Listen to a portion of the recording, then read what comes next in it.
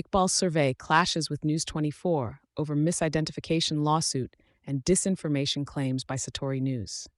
In a fierce rebuttal, Iqbal Survé, the executive chairman of independent media in South Africa, has lashed out against News24 following an article by journalist Jeff Wicks concerning a legal dispute sparked by the mistaken public identification of Mohammed Yacoob Vawda, a KwaZulu-Natal-based comedian.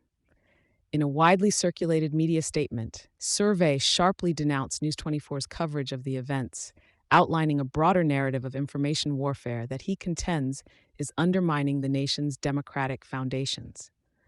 Survé asserts that Mohammed Yacoob Vawda, notwithstanding his right to pursue legal action, finds himself in a precarious position as independent media stands by the claim that no laws, specifically the Cybercrimes Act, were breached during the misidentification incident.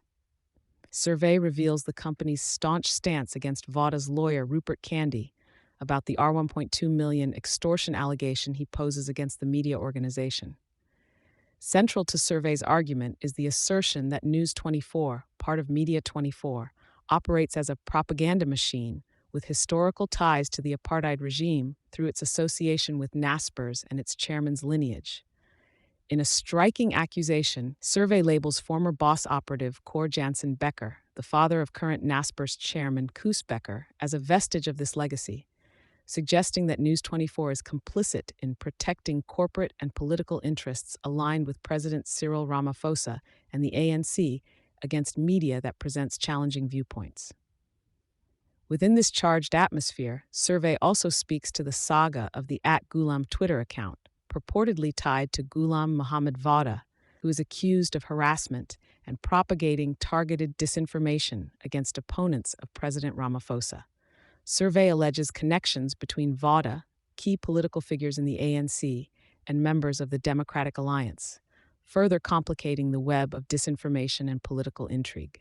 Independent media had previously issued a public apology for the mistaken identification of Mohammed Yacoob Vawda, but is now confronted with legal recourse, which claims to have inflicted various personal damages upon the comedian.